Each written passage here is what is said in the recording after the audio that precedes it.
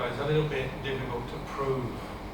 But if you just take the word of the Buddha, well, the Buddha said there are all these realms, lower realms, animal realm, ghost realm, demon realm, hell realm, higher realm, human realm, and then higher realms. All the heaven realms and then the Brahma realms. I would say they do exist.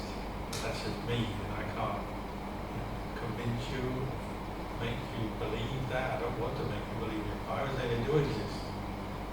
I have my own experiences. Many monks I know do have the same experiences and very clear minds that they do know these realms exist. I can't prove it to you. Tell you stories, I could tell you stories all night. Stories of ghosts to scare you, stories of Davids to inspire you. But I would say these realms do exist. When I first became a monk, I just had a don't know attitude. I really don't know, and it didn't matter. Because I was just trying to practice my meditation, learn the precepts, do the practice, reflect on the Dhamma. But as your mind gets more peaceful in samadhi, then it's quite common that you start to have other kinds of knowledge arise. It's just, you might call it a byproduct of the peaceful mind. And not only monks, nuns, lay people sometimes have that as well. So sometimes you see things, ghosts, demons, and you realize, well, there's other beings around. You know you're not hallucinating because you're fully awake, you're mindful, you know you're not crazy, you know you're not intoxicated.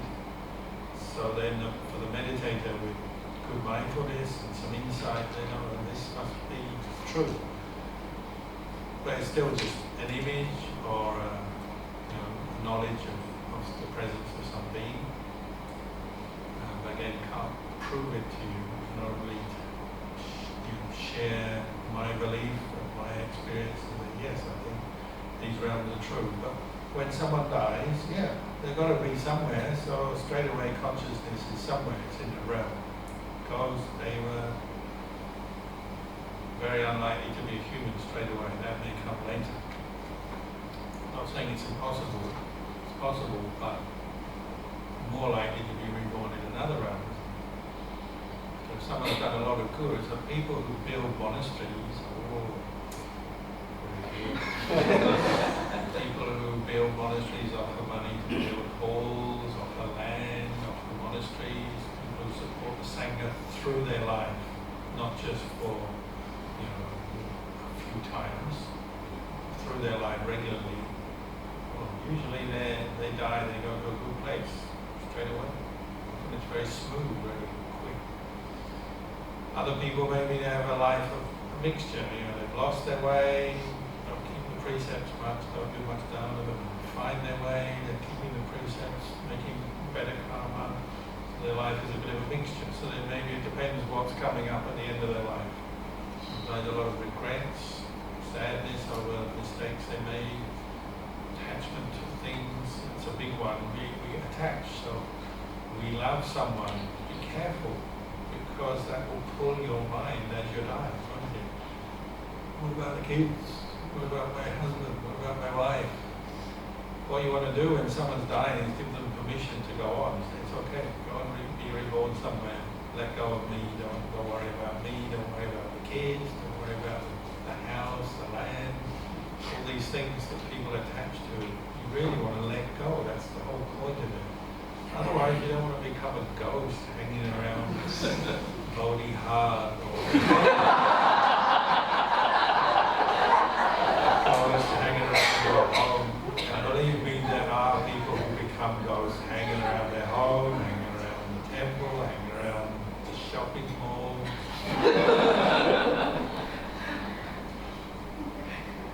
Luangpor, you ever heard of a teacher called Luangpor? A great monk with great psychic powers, read minds, see demons, everything. And I was fortunate to meet him many times. He came to Australia many times, so I had a lot of conversations about this. And one time, Thai businessman invited him into the centre of Melbourne to bless a restaurant in one of the sort of streets that's full of bars and nightclubs and all that kind of area. We went there and we did the blessing, and Luangpor just said, "Let's go, we've got to get out quick." Too many ghosts. And it's not surprising, is it? If people die in those areas, no one makes merit for them. They're just floating around drunk or whatever it is that was on their mind. And so they're just left there as ghosts, forgotten ghosts. So they're all crowding. As soon as they see a monk, they just crowd in. Give me some merit, give me some merit. That's how it is. Merit is like money, isn't it? When you have a lot of poor people, give me your money, give me your money. Merit is like that. So ghosts look for merit. So they'll come into your dreams. I'm sure some of you have had dreams of family members of maybe they're coming to ask for merit. Or if they're in a better place, they're coming to encourage you to make merit because they're worried about you, that you haven't made enough. Very common. All kinds of people telling me, the night before I came to the temple, I had Mum come in, go to the temple. Off the road.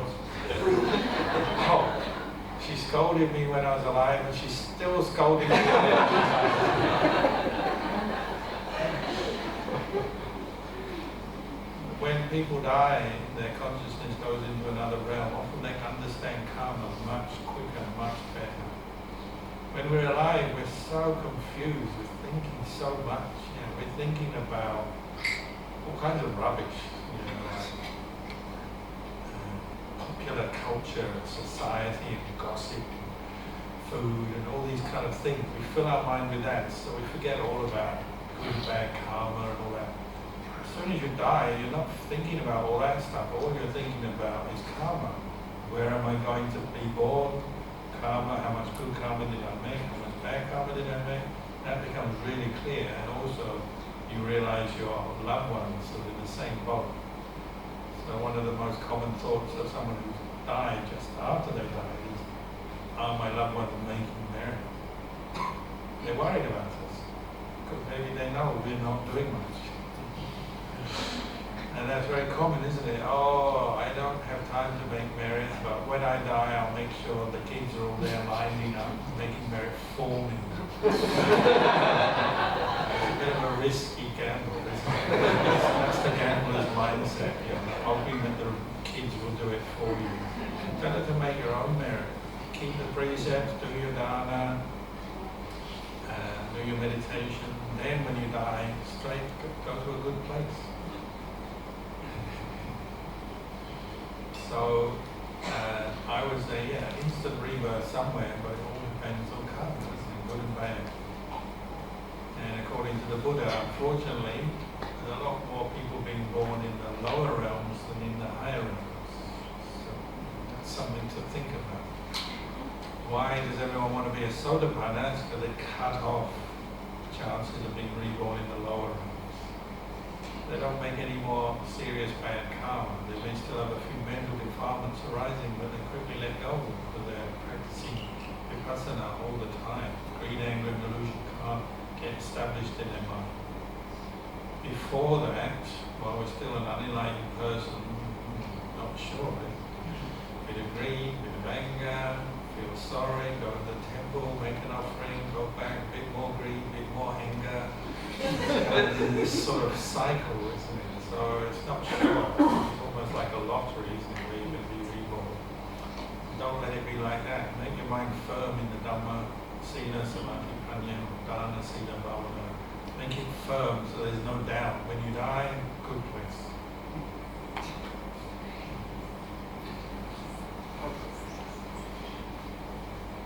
Next question? Yeah. Somebody told me I'm not allowed to stop till the questions are asked. Thank you, Luangpor, for the extension. Dear Luangpor, how do I curb my craving in my daily life? Sometimes I find joy in satisfying my cravings. Example, eating the food that I like or traveling. Is there anything wrong in satisfying the craving? Thank you for your enlightenment. It's not wrong, but the whole point of what we're doing is learning to see the drawbacks of attachment pleasures and the pains.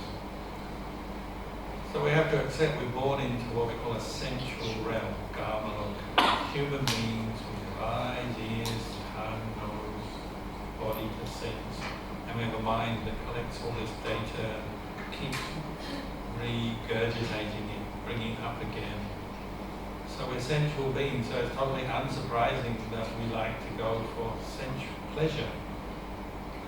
And that's what makes the world go round, isn't it? We've become a consumer society. We're bombarded with advertisements and friends telling us, get this tastes good, this feels good, this looks good, this is the right thing. That's life, isn't it? From day one. It's not like little babies are immune for this. It's all like, I'll buy this for your baby, buy that for your baby, baby look good, baby look good. You start as a baby and on your deathbed, you're lying on your deathbed, buy him this massager, this will help him. Buy him this kind of blanket, this quilt. That's life, isn't it? It's a consumer society, and we're just kind of pressured to seek out sensual pleasure and sensual experiences. Really, the pressure is internal, but coming from outside as well. So it's unsurprising that we fall into the trap all the time. That's Mara's trap.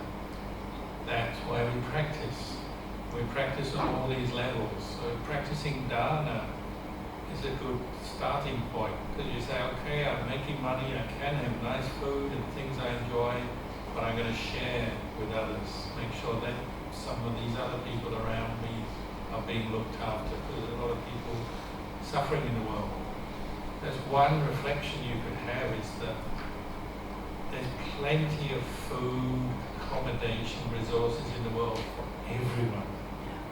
It's just it's not distributed equally. So some people have a lot, some people have a modest, but still too much, and a lot of people don't have enough. So we have to start doing more dana to help those in need. And even people who have enough, they still have their problems, they're sick, mentally ill, physically ill, people have accidents, people have disasters. There's plenty we can do to share. And when you share, what are you doing? You're saying, well, you're as important as me. I don't need my favorite food. I can, have my favorite food a little less often, and I'll share some money with you or somebody, support Sangha or whoever, whatever dana you do. You're already reducing the amount of craving because you're giving importance to others. So good dana is when it's somebody not related to you, and that you'll get nothing from it. I do this and I'll get nothing back from this, I'll just help this stranger. It's really good dana to do if you can. Because even dana sometimes says, I'll do this, I'll give it to them, hopefully they'll help me later. That's Mara again, coming into our thinking, always one step ahead. Try and do dana, just give, just share. Sila is the same, because sila involves modesty, moderation, not eating too much, not taking too much in terms of wealth to the point of hurting others or exploiting others. So sila is also helping to deal with craving. And in bhavana, so when you're mindful, craving arises and you say, craving, let it go. When we're not mindful, craving arises and we say, follow it. It's really as simple as that, isn't it? The Buddha didn't say don't eat, he just said learn to eat without craving. And that's difficult, I know, but that's what we're aiming to do. So that's why we have the reflection. Pause before you eat, or before you even take your food down there in the line. Pause, why am I eating, what's the purpose? Get some nutrition, energy for a day and a night so I can practice this retreat. What is the right amount? Well, you know your body, what you need, so you have a rough idea. When you go along, there's other factors as well. You have to think, who cooked this food, who provided it? Think of them, use gratitude.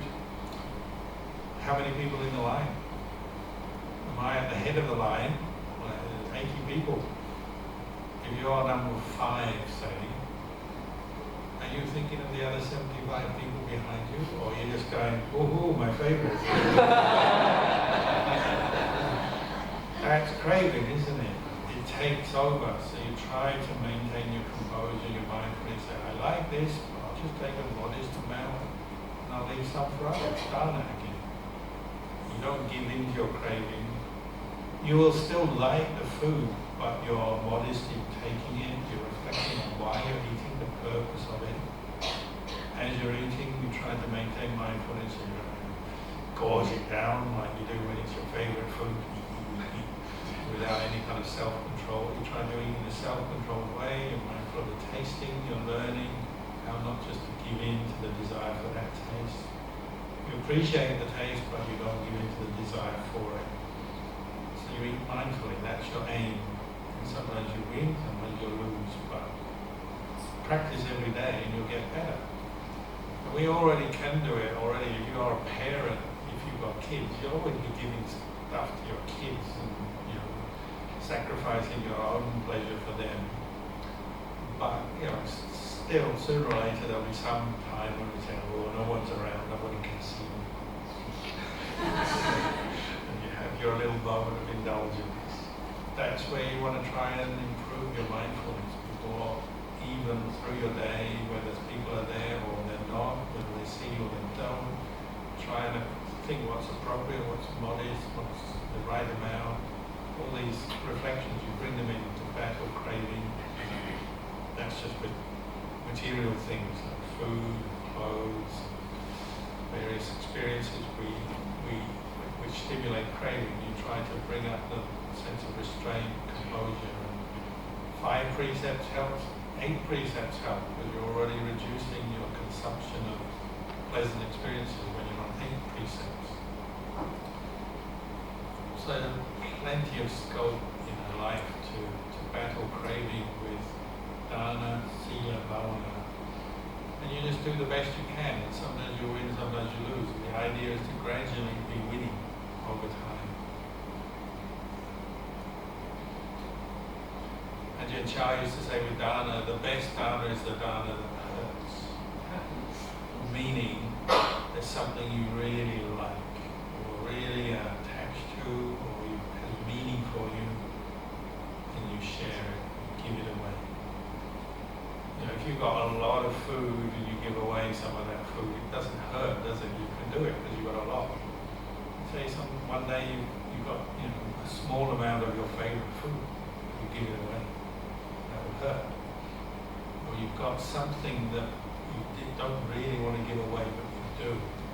So what was the last thing the Buddha learned to give away before he became a Buddha? When he perfected Dana Bharami, where Santara had to give away his wife and children.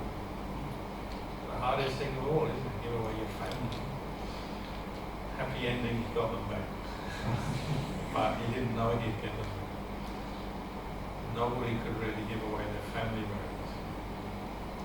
You don't have to go that far, but dana, regular dana, just cutting away at that desire to accumulate more wealth, more pleasant experiences. Find happiness in sharing with others. Let people have this happy experience. You want to go on holiday, I really want to go on holiday, well, pay for someone else to go on holiday. Give it away. You want to buy something, you want to buy a new phone for someone else and just stick with the old model. Why not? See where you can do something that gets you. That's a bit. If you're a monk, if you stay a monk your whole life, obviously some people are temporary monks, if you stay a monk your whole life, that's the kind of dana you make. Ajahn Chah said it's like giving away your bride. You're a beautiful bride and you give her away because you're a monk, you're celibate for your whole life.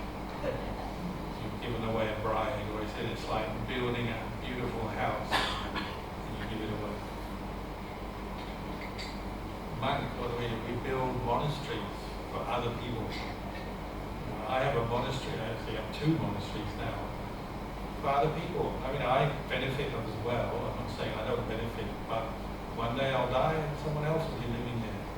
It's not my personal possession. That's the dana. Bharami. Build a hall. Whoever pays for this hall is giving away something for everyone. So dana bharami is a really good antidote to craving.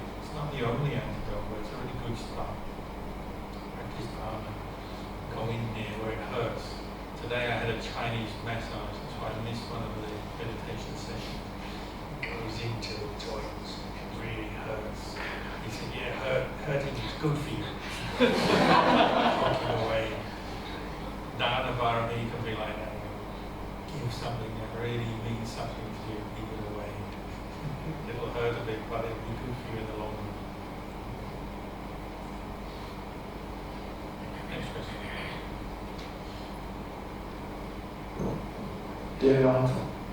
Dear Luangpor, in the first state,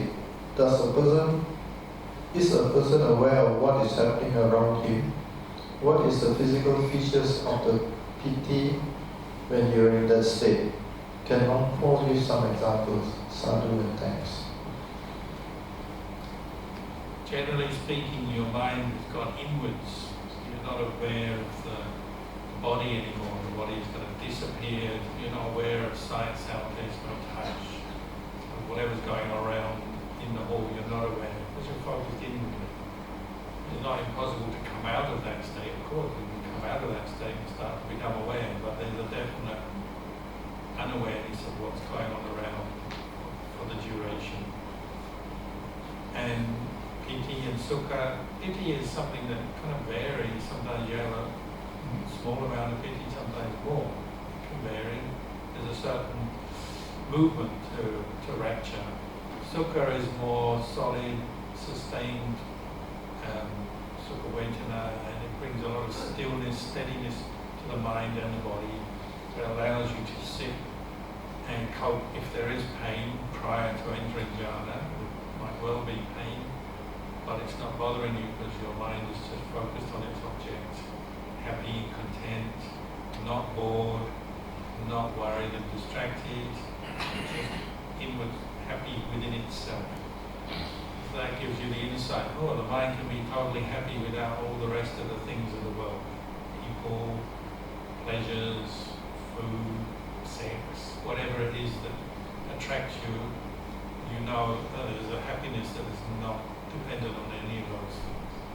So it's an important insight. It's not nirvana.